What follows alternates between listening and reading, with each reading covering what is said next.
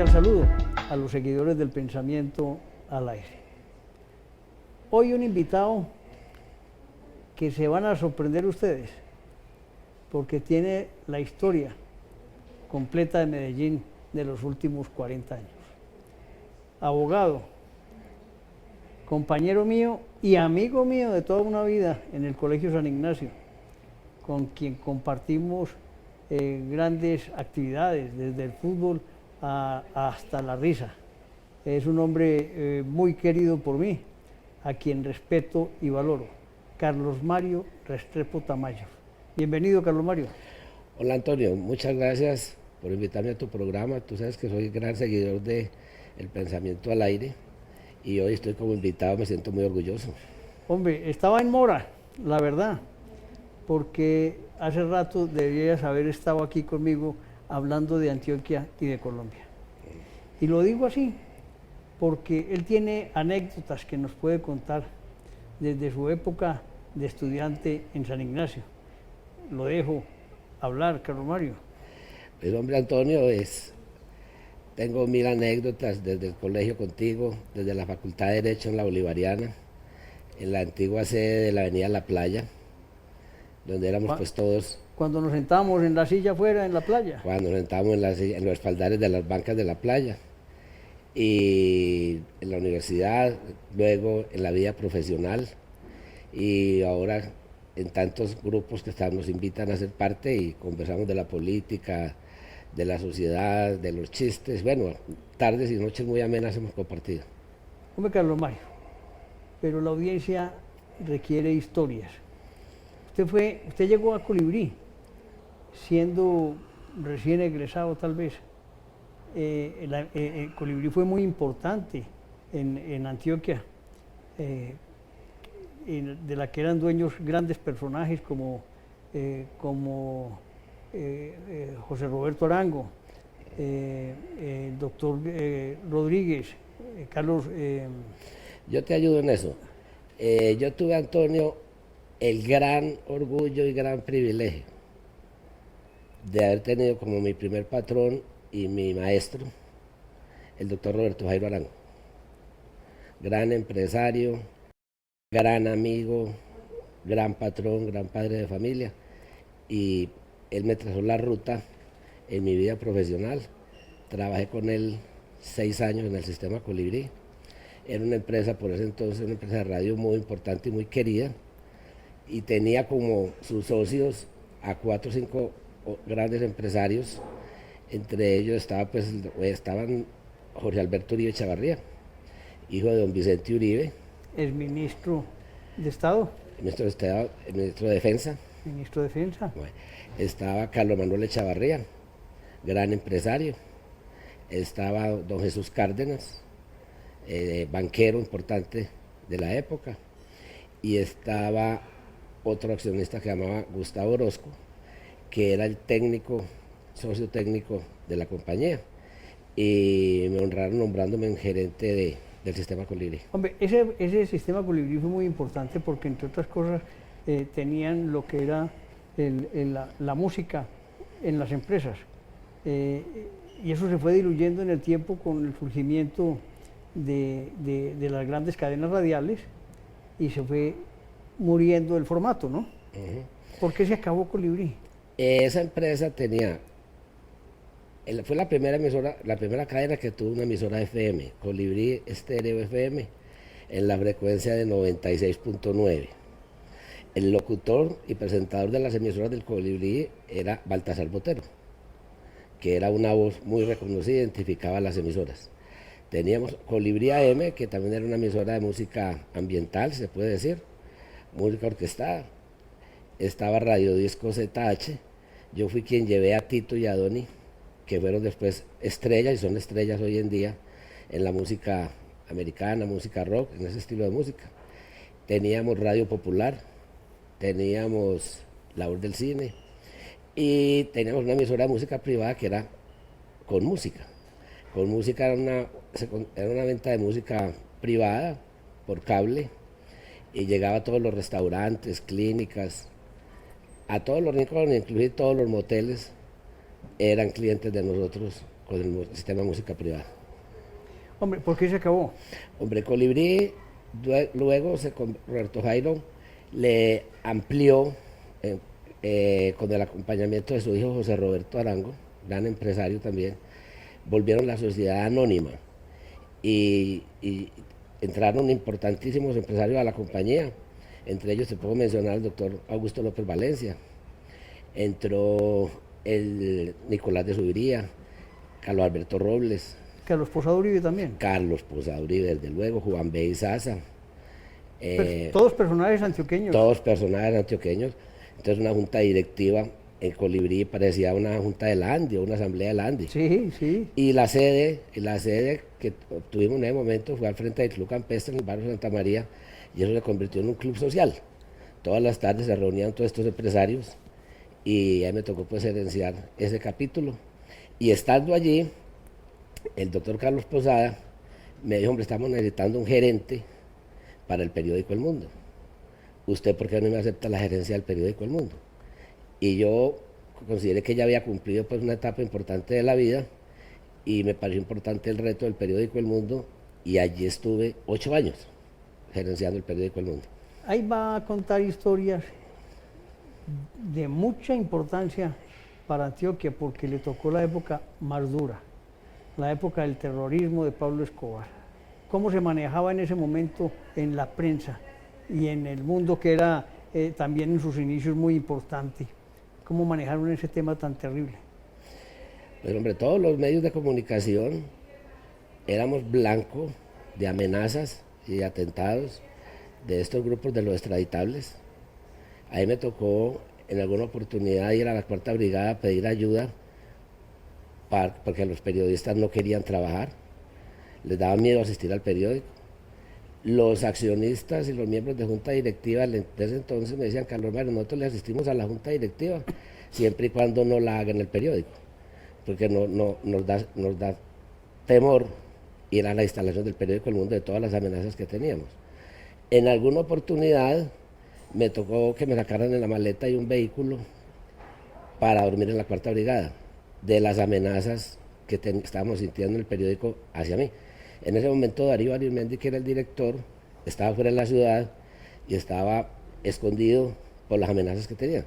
Entonces, después nos encontramos Darío Arizmendi y yo en Bogotá, y me comentó que venía del Palacio Presidencial de hablar con Virgilio Barco, con don Germán Montoya, y le habían dicho que él no podía regresar a Medellín, porque las amenazas de las cuales él tenía cierto temor no eran simples amenazas, sino que eran realidades. Y me dijo, Darío, y las amenazas que te están haciendo a ti, Carlos Mario, también son reales. O sea que tú también te tienes que ir de Medellín. Ya hablé con la junta directiva y vete para cualquier ciudad mientras pasa esto. En ese momento yo pensé pues que tenía dos caminos: o volverme un fugitivo o volverme para mi ciudad y conversar con los dueños, y ahí tomé la decisión de retirarme del periódico. En ese momento había un miembro de junta directiva que llamaba, demasiado querida persona, a quien yo respeto, recuerdo porque ya falleció, un importante abogado y empresario, que era el doctor Alfonso Moreno Jaramillo. Pero no se me vaya, que yo sé para dónde va con él. Sigamos en El Mundo. En ese momento tenías esa disyuntiva, ¿me quedo o me voy? Sí. Entonces, renunciaste. Renuncié, correcto. Okay. Pero vivamos esos momentos tan sí. angustiosos.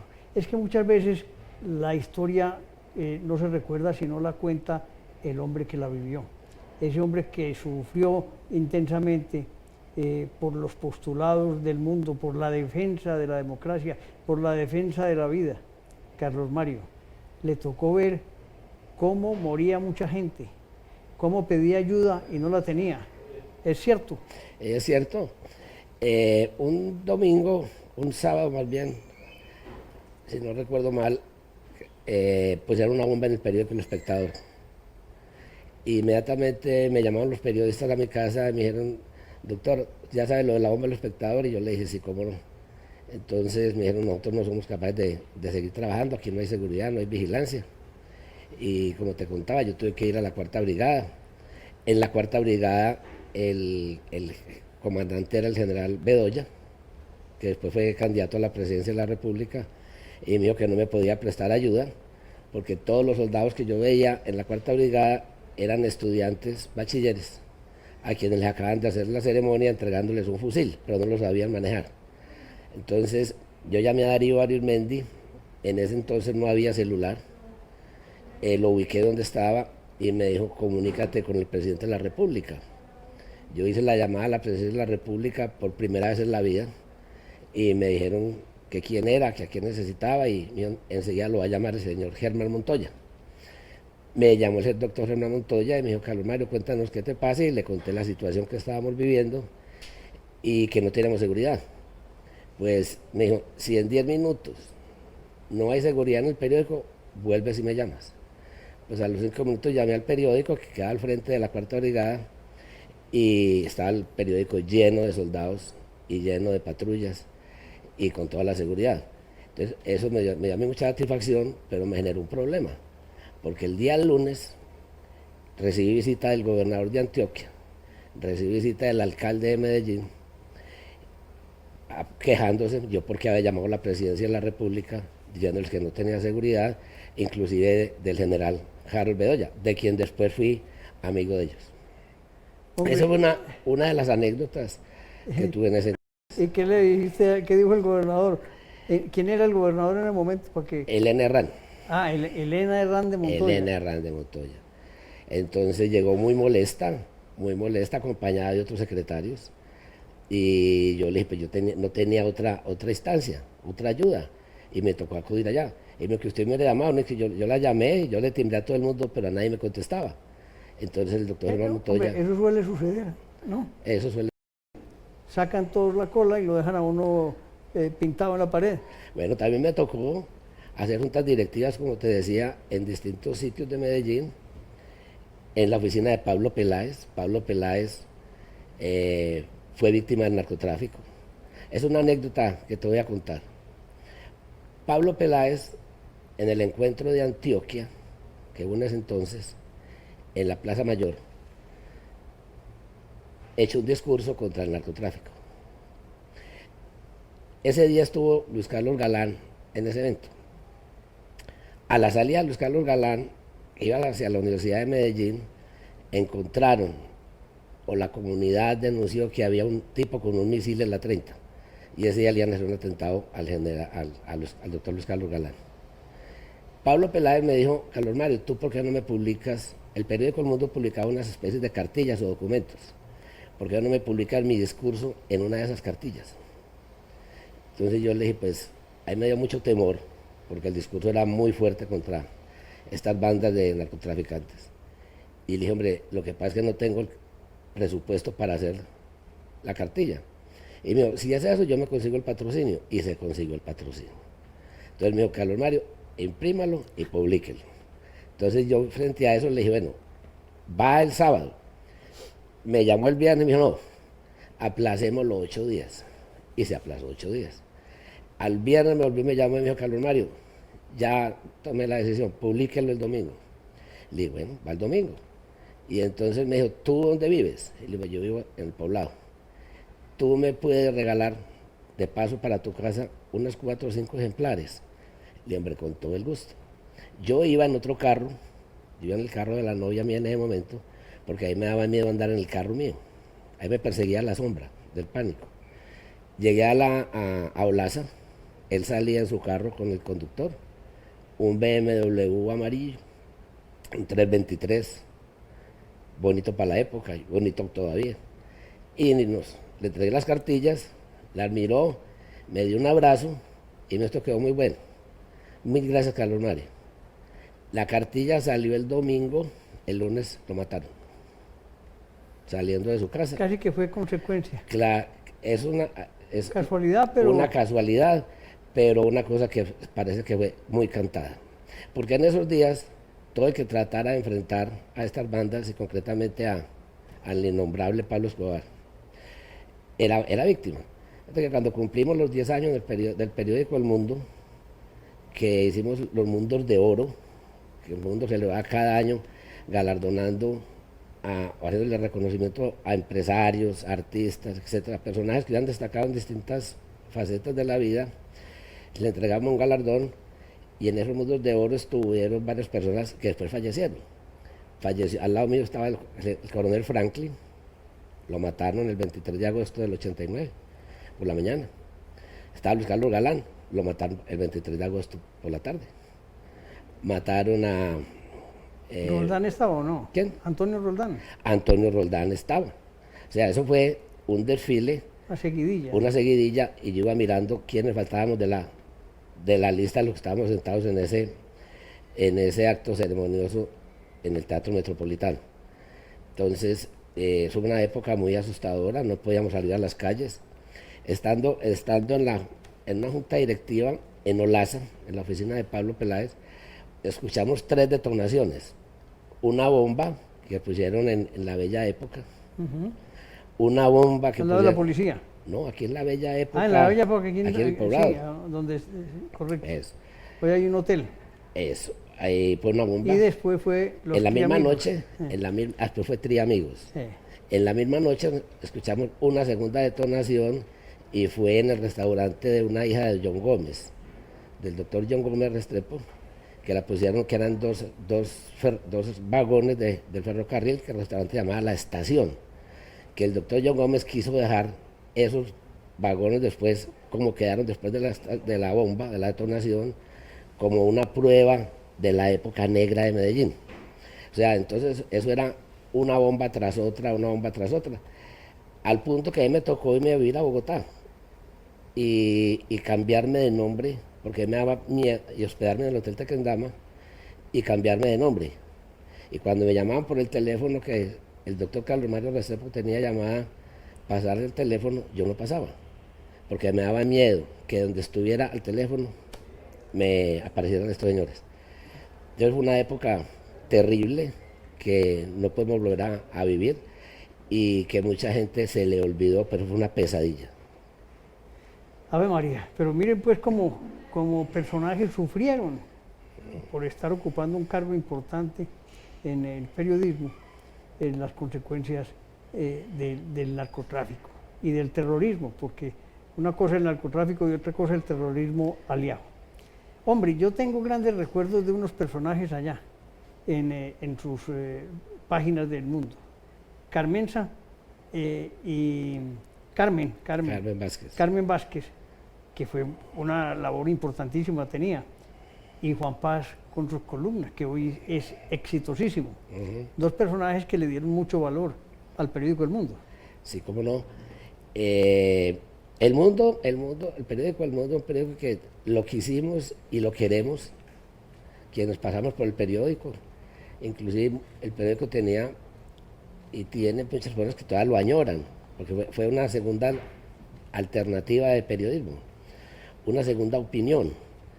Eso le sirvió mucho al periódico El Colombiano en la época porque lo hizo revivir, reconstruirse, salir del anquilosamiento en que estaba. El periódico salió con un diseño muy ágil, mucho colorido, mucha foto, más que texto, y hizo que se ganaran muchos premios. El periódico arrancó con muchos accionistas, yo creo que medio Medellín era accionista del periódico, pero el periódico tenía muchos accionistas, pero no tenía plata. ¿No pusieron la plata? No pusieron la plata. Entonces, y Darío nos hacía creer, y él también creía que estábamos manejando el Washington Post, o algo por el estilo. Entonces se gastaba, hacíamos eventos que valían mucha plata, una nómina grande, todo el mundo invitaba a trabajar a sus miembros de la familia, y a mí me tocó también gerenciarlo y ser muy fuerte, muy estricto en el periódico, en su organización, y me tocó manejar, yo de 30 años, tenía 30 añitos. ¿Estás cerquita todavía? Yo manejé, hice un concordato extrajudicial. Cuando yo llegué al periódico, el periódico le debía plata. Deber plata no es un pecado, pero no saber cuánta se debe sí es un pecado. Cuando yo llegué al periódico, el periódico no sabía cuánto se debía, porque hasta los balances eran malos, no eran de confiar. Y me tocó, por mis relaciones, empezar a visitar los banqueros, y al primero que le toqué la puerta fue a Cheo Restrepo, a Luis Eduardo Restrepo, que era el gerente del Banco Cafetero. Creyó en mí, creía en el periódico y hicimos una negociación. Yo, ¿a cuánto me puedes pagar la plata que me debes? Y yo lo pensé y le dije, a 5 años y 2 años muerto. Y se murió la risa y me dijo, la primera vez que me dicen la verdad, te apruebo ese plazo. Y Así que fue un concordato, como se llamaba en esa época, ¿no? Entonces, necesitamos plata para trabajar. Y le dije, claro, no tengo con qué pagar la nómina, ni tengo con qué sacar el papel de la almacenadora. No. Entonces, no solamente me renegoció, sino que me dio crédito. Con esa negociación, fui a la junta y les conté y no me creían. Eso no puede ser cierto. Y con eso fui donde Luciano Villa y Jaime Gallón, al Banco Comercial Antioqueño, y les conté la negociación que había hecho con el Banco Cafetero, y me dijo, nosotros también se la hacemos. Y ahí fui a hablar al banco, al BIC, que era el BIC de entonces, y a todas las corporaciones, porque no había ni corporación ni banco, hasta el Banco del Comercio, nosotros debíamos plata. Ni tercero, me supongo. No, y hasta el Banco Nacional de Félix Correa, allá tenía crédito el periódico El Mundo. Esa renegociación que se hizo, sin haberla planificado, sino que sudando sobre la marcha del camino, sobre las necesidades, nos permitió vivir administrativa y financieramente en calma en el periódico. Se invitaron al grupo Univán que entrara como accionista y se le vendió un 15% de las acciones que tenía el doctor Álvaro Uribe Moreno y otro 15% que era del doctor J. Mario Arecizábal, el dueño con concreto, se le vendieron a la corporación José María Córdoba, que la representaba el doctor Bernardo Guerra, director liberal de Antioquia, presidente del directorio liberal. Eso, en un principio, la gente creyó que le iba a generar al periódico muchos lectores, muchos seguidores, porque entraba por el Partido Liberal. Y la verdad fue que generó una reacción distinta, porque en ese entonces el doctor Guerra generaba reacción. Y entonces ya lo identificaron o lo estigmatizaron como el periódico del doctor Guerra, y eso generó algún rechazo para la parte publicitaria que era vital en la vida del periódico. Y ahí ya viene el tema de mi retiro. El periódico se le vende a Univán y Univán luego le vende sus acciones al doctor Guillermo Gaviria. En el periódico también hubo una anécdota muy importante, y es que como la necesidad es la madre de la creatividad, logramos hacer un contrato con el periódico El Tiempo e imprimir el periódico El Tiempo en Medellín. El periódico El Tiempo llegaba a Medellín en las horas de la noche para competir con los periódicos locales, pero si lo hacíamos aquí podía salir mucho más temprano. Entonces el periódico El Tiempo se imprimió en la impresora del periódico El Mundo como por 2 años. Y lo oxigenó también económicamente. Y oxigenó, era un contrato importantísimo. Entonces, ya los dueños tradicionales, Darío Arizmendi y todo su grupo de accionistas que lo acompañaron, pensaron en vender el periódico, y el doctor Guillermo Gaviria, socio de Univán, vio que en Univán no querían seguir con el periódico, que había sido una inversión para ellos equivocada, que no lo fue equivocada. Pero en ese momento Univán no estaba pasando una buena situación y quería recuperar la inversión. Entonces el doctor Guillermo Gaviria negoció, entiendo, en muy buenas condiciones la parte de Univán. E igualmente negoció con Darío, los otros accionistas, la parte de ellos, y quedó como propietario total. Lo que le permitió a él sí logró sacarle un beneficio no económico, directo, pero un provecho muy importante al periódico. El uno, pues que con el periódico El Mundo, Guillermo Gaviria, el hijo, fue gobernador de Antioquia, con el apoyo del periódico. Aníbal ha sido gobernador y alcalde, también con el apoyo del periódico El Mundo. Inclusive, para la familia Gaviria, el periódico El Mundo fue muy importante para el tema de la finca La Chinita en Urabá. ¿Por qué razón? Porque pues era una tierra que estaba siendo invadida, y era no de un bananero ya, sino del director del periódico liberal de Antioquia. Eso fue la razón, una razón muy importante, que me imagino pensó el doctor Guillermo Gaviria cuando hizo la inversión en el periódico. Hoy tristemente cerrado el periódico. Qué vaina, ¿no? la prensa, la radio, la televisión hoy tienen serias dificultades, ¿no? Serias dificultades. Hombre, hagamos un salto, Sí. porque me quise demorar en el mundo porque son historias magníficas. Y simplemente nombré a Juan Páez y a Carmen Vázquez, porque me parecieron que fueron personajes que aportaron mucho. Y sobre todo Juan sigue con su... El reverbero. El reverbero de Juan Páez sigue siendo muy exitoso. De manera que son negocios que surgen Bueno, después de la muerte. y si me permites, pues también quiero en esta entrevista Conversatorio. darle un saludo, conversatorio, darle un saludo muy especial a Carmen, con quien tengo la muy buena amistad, y ni qué decir de Jairo León, mi gran amigo, somos más que amigos, somos como hermanos, y ha sacado adelante su columna, muy posicionada, muy leída a nivel nacional y a nivel local. Muy bien. Vámonos a otro tema. Y van a ser preguntas más puntuales porque usted sabe que el tiempo aquí es una cosa brava. Llegó y le tocó el apogeo del sector automotriz, gerente general de Caribe Motor por muchos años. ¿Cuántos fueron? 27 años. 27 años. Después del retiro de Caribe Motor también manejó una compañía ecuatoriana. Después de Caribe Motor me invitó, nosotros distribuíamos, al Caribe Motor cuando yo llegué a Caribe, llegué en una huelga de Sofasa, y el Sofasa tenía un sindicato muy fuerte, de puros helenos, ELN. Que estaban todos en el sector metalmecánico. Y hubo una huelga y entonces la gente no compraba carros de Sofasa porque esos carros habían sido mal fabricados. Y entonces me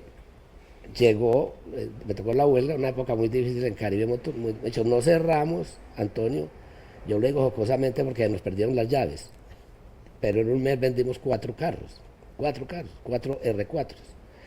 Llegó el presidente César Gaviria con Rudolf Holmes y se empezó a hablar de la globalización de la economía. Entonces empezaron a bajar los aranceles de todas las bienes de capital y de exportación de vehículos, maquinaria, y los igualaron o los bajaron hasta el 35% cuando estaban por encima del 100%. Entonces los vehículos importados se volvieron muy competitivos. Caribe Motor y su junta directiva pensaron que era la oportunidad de ampliar el portafolio, máxime si teníamos una marca que estaba a punto de desaparecer, que era Renault. Entonces tocamos la puerta de un señor que se llama Carlos Matos. En el evento tenía la marca Hyundai, la que estaba entrando al país, y nos dio la distribución de Hyundai para Colombia, habiendo logrado en su compañía y con otros importantes empresarios de Bogotá, Cali, Barranquilla, posicionar esa marca como la primera marca de vehículos en el país importada, y la tercera a nivel nacional, después de Chevrolet o General Motors, Renault, estaba Hyundai. Luego convirtiendo a Caribe Motor en una empresa multinacional con un permiso excepcionalísimo, porque en ese momento era un sacrilegio. Nos permitieron distribuir otra marca que era una marca china, Chana, Chery, Hafei, bueno, varias marcas chinas, con una marca que, bajo la razón social de trocar, y después abrimos otra empresa que se llama Discaribe, distribuyendo Jeep y Dodge. Se abrieron. Nos abrimos a varias marcas, fuimos la primera empresa multimarcas del país con una sola gerencia. Teníamos 4 razones sociales, 10 o 12 marcas, talleres independientes y un centro administrativo con una gerencia general, que la ocupaba yo. Era la tuya. Una historia muy bonita, de crecimiento y de fortalecimiento. Y después de que me salí de Caribe, cuando me pensioné... Pero espéreme que quiero quedarme ahí para comparar. Al inicio vendían 4 carros. Sí. Hoy, creo que con 7 salas o algo más, venden otra vez 4 carros.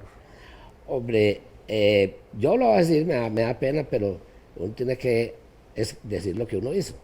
Yo entregué a Caribe Motor vendiendo 450 carros mensuales.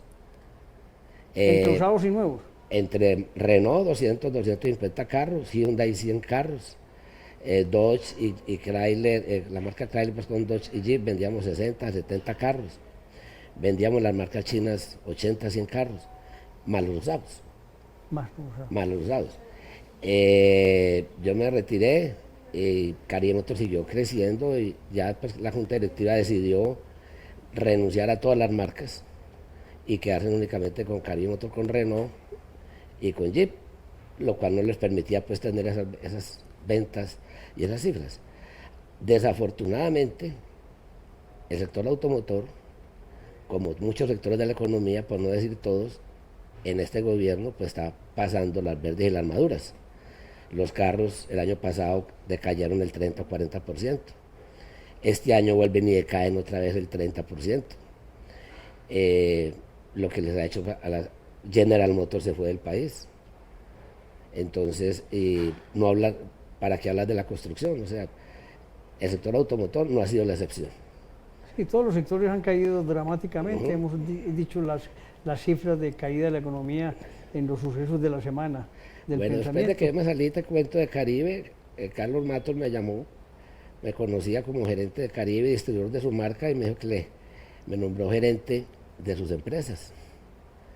Se llamaba Car Hyundai. Él tenía dos redes de distribución, una a manos de terceros, de la cual era Caribe Motor con Discarros Hyundai, una de ellas. Y Car Hyundai era directamente de él. Me nombró gerente de Car Hyundai y de otra empresa que tenía que llamaba Sinascar, a través de la cual distribuía marcas chinas. Ahí estuve con él 2 años y medio, hasta que él entró de pelea con la marca Hyundai. Y ya me retiré, y ya después viene todo ese tema judicial que ya fue para mí ajeno. Y después tuve pues un privilegio, me llamaron unos ecuatorianos muy exitosos en Ambato y en todo el Ecuador, distribuyendo carros, y me dijeron que los asesorara para montar una red de distribución, y empezamos en esa tarea, y después me dijeron que por qué no les aceptaba la gerencia, y ahí estuve con ellos hasta despuesito de la pandemia, y ya le entregué, y ya me dedicaba pues, a otras cosas personales, para ocupar mi tiempo y que no me pongan y acompañaron en la tertulia, ¿no? Y acompañar en las tertulias. Hombre, Carlos Mario, esa historia es muy bonita suya también, en otro sector de la economía. Mejor dicho, ha estado en tres, en la radio, en la prensa y en la parte automotriz. Y también está dedicado a la propiedad raíz. Mejor dicho, ha sido un hombre de una vasta experiencia. Usted ha hecho amigos en todas partes, desde la época estudiante. Yo creo que eso es lo que más ha fortalecido su vida. Sí. El ser un hombre que la gente lo aprecia y lo valora. Hombre, Antonio, sí, tengo esa cualidad, le llego fácil a la gente. Yo no soy una persona que me guste buscar amistades, no, las amistades van naciendo porque yo no cambio mi forma de ser. Yo soy una persona sincera, buen amigo, me considero un buen hijo, me considero cumplidor de mis responsabilidades, de mis obligaciones, me acompaña un muy buen humor, yo no tengo mal genio, y cuando me comprometo en algo, lucho por lograr los objetivos, y eso me ha permitido a mí irme granjeando amistades, y yo soy un amigo que me considero un amigo sincero, en las buenas y en las malas. No me importa el color, ni la raza, ni la edad. Yo hago parte de una tertulia de la cual hacen parte varios accionistas de Caribe Motors. Muchos de ellos octogenarios y de 90 años para arriba. En estos días tuvimos la triste pues despedida de don Álvaro Correa Ángel, accionista fundador de Caribe Motors, gran patrón, gran amigo, y con quien tertuleaba, y don Álvaro tenía 90 y punta de años, 94 años, y así hay otros del grupo. Entonces yo tengo amigos en todas las edades y me considero pues buen amigo. Dos preguntas para irnos, Carlos Mario. Una, ¿cómo ve las próximas elecciones? Porque no sé si vamos a tener. Bueno, me sorprende algo, Antonio, y no es que a mí me guste la política, pero en los últimos años participo, intervengo en reuniones, en tertulias que me invitan, en las redes, pero más que como un interés político, es como un deber de ciudadano. Yo creo que todos los ciudadanos hoy en día no podemos marginarnos de la realidad del país. Yo con mucha preocupación que el 70%, que creo que es más, estamos en desacuerdo con la persona que está en la presidencia de la República, además que llegó ilegítimamente a la presidencia. Y es una gran mayoría, perdón la expresión, quieta, cobardada, silenciosa, con un silencio cómplice de este señor. Y hay un 30% que creo que es mucho, que lo siguen, y esas minorías nos están acabando el país. Entonces, ¿cuál es mi invitación? Mi invitación es que no podemos acobardarlos, a los gremios invitarlos a que tomen la vocería que les corresponde, a los empresarios que no les dé temor, porque si les da temor, porque pueden recibir amenazas, lo que como quiera llamar, más adelante van a ser víctimas de este señor. Claro, porque son esperando que no les pase nada. Y hay que actuar, señores. Si nos quedamos callados, pasivos, nos vamos a dar en la cabeza. Yo te lo he dicho en las tertulias, en las conversaciones que hemos tenido, como le he dicho a muchos amigos, la única solución, porque 2 años es muy poco tiempo para unas cosas, pero para esto, 2 años de gobierno de este señor son muchos. Si el país entero no toma la decisión de frenar los días que sean necesarios, que no van a ser muchos, porque este es un gobierno débil, también es cobarde.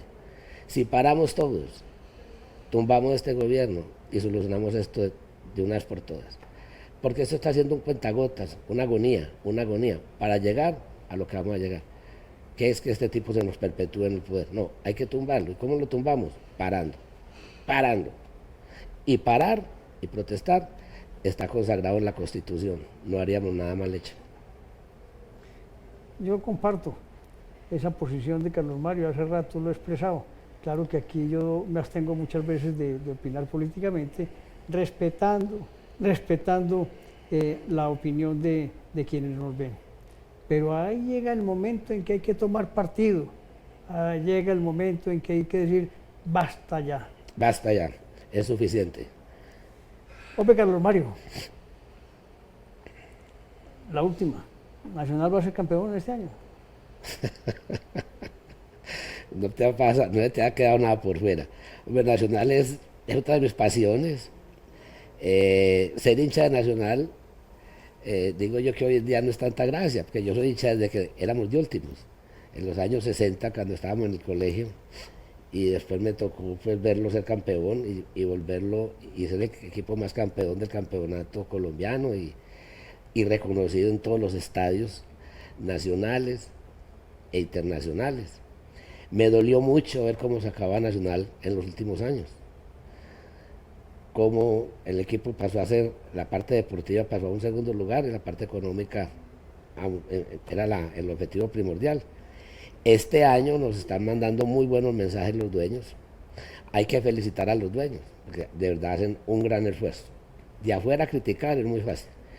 Pero yo creo que con los jugadores que están llegando, el técnico que llegó y el cambio de política y orientación que le quieren dar los dueños, los resultados positivos tienen que llegar. ¿Va a ser campeón? Va a ser campeón. Ah, ok. Muchas gracias, Carlos Mario, por acompañarnos aquí en el Pensamiento de Muchas gracias, Antonio. Cuando se despidió Carlos Mario Restrepo, hoy en la entrevista, nos faltó contar un cuento magnífico, y fue el lanzamiento que hizo Caribe Motors por allá en los años 90, en el jumping desde el Alto de las Palmas. Y allí se subió un automóvil que estuvo 7 días allá, un Twingo, para promocionar su venta. Y eso resultó un éxito de marketing. En esa época no existía el marketing digital, sino que existía la prensa, la radio y sobre todo el tema de la fotografía de ese Twingo allá en la nube. Eso fue idea de él, de Carlos Mario, y queremos cerrar esta entrevista mostrando las fotos de ese momento histórico para Antioquia y para el automovilismo en Colombia. La creatividad no tiene límite.